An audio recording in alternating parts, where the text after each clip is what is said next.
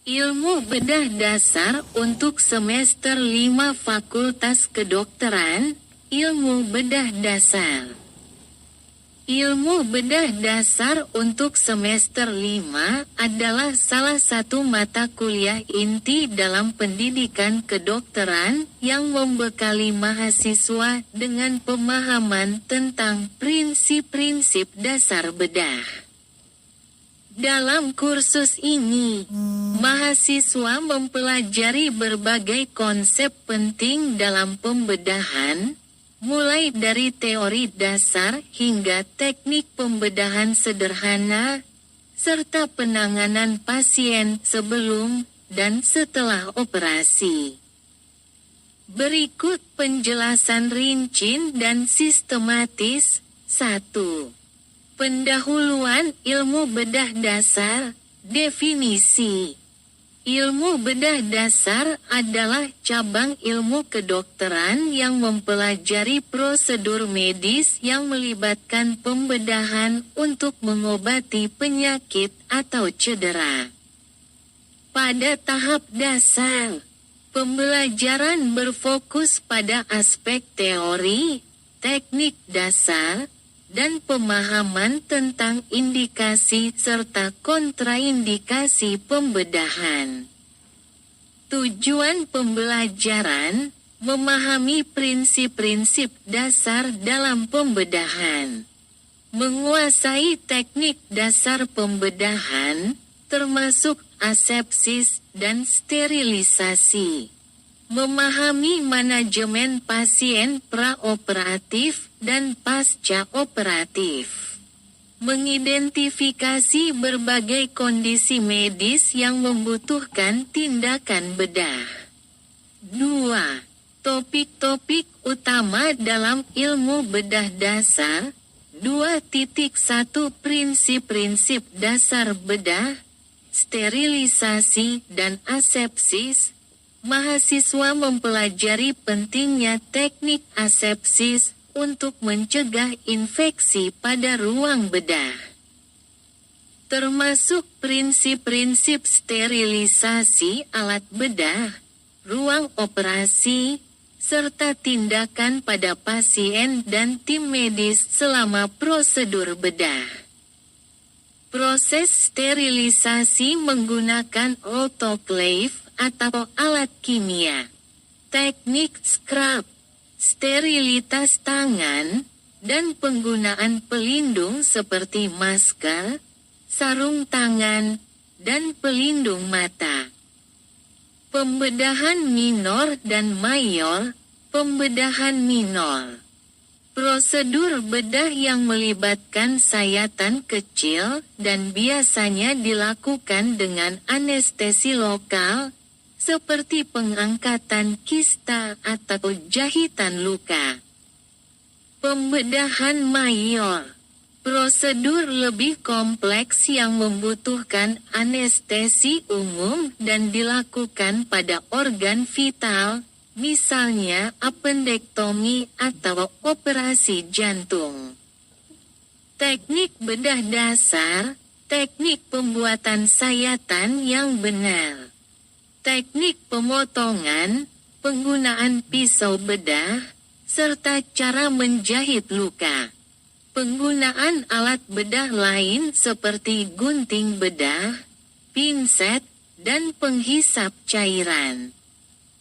2.2 Indikasi dan kontraindikasi pembedahan. Indikasi bedah, penyakit atau kondisi yang tidak dapat diobati dengan pengobatan konservatif, seperti apendisitis akut, hernia, dan abses yang tidak dapat drainase secara medis. Cedera traumatik yang membutuhkan pembedahan untuk memperbaiki struktur tubuh, seperti fraktur terbuka atau luka yang dalam. Kontraindikasi bedah.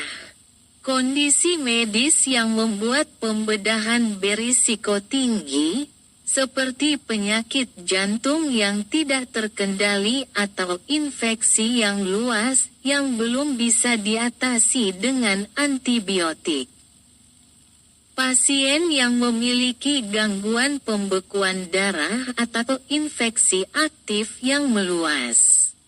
2.3 Manajemen pasien praoperatif, evaluasi pasien, riwayat medis lengkap, termasuk alergi obat, kondisi jantung, pernapasan, dan gangguan pembekuan darah. Pemeriksaan fisik untuk mengevaluasi kesiapan pasien untuk menjalani operasi. Pemeriksaan laboratorium, seperti tes darah, hemoglobin, leukosit. Tes fungsi ginjal, urea, kreatinin, dan elektrokardiogram, EKG, pada pasien usia lanjut. Pendidikan pasien, memberikan informasi kepada pasien mengenai prosedur bedah yang akan dilakukan, termasuk manfaat, risiko, dan alternatif yang ada. Persiapan fisik, seperti puasa sebelum operasi, NPO, serta pemberian antibiotik profilaksis jika diperlukan. 2.4 Manajemen pasien pasca operatif. Pemantauan pasien, pemantauan tanda-tanda vital seperti tekanan darah, detak jantung, dan suhu tubuh. Pemantauan keadaan luka bedah, termasuk tanda infeksi seperti kemerahan, pembengkakan, atau keluarnya nanah. Komplikasi pasca operatif, infeksi, penanganan infeksi luka atau sepsis pasca operasi dengan antibiotik. Pendarahan, mengidentifikasi pendarahan yang berlebihan atau hematoma yang mungkin terjadi pasca operasi. Komplikasi pernapasan atau kardiovaskular. Pengawasan ketat terhadap pasien yang mungkin mengalami masalah pernapasan atau kardiovaskular setelah anestesi umum. Manajemen nyeri. Pemberian analgesik pasca bedah untuk mengontrol rasa sakit pasien. Teknik non-farmakologis seperti pengaturan posisi tubuh dan teknik relaksasi untuk mengurangi nyeri. 2.5 Teknik bedah khusus.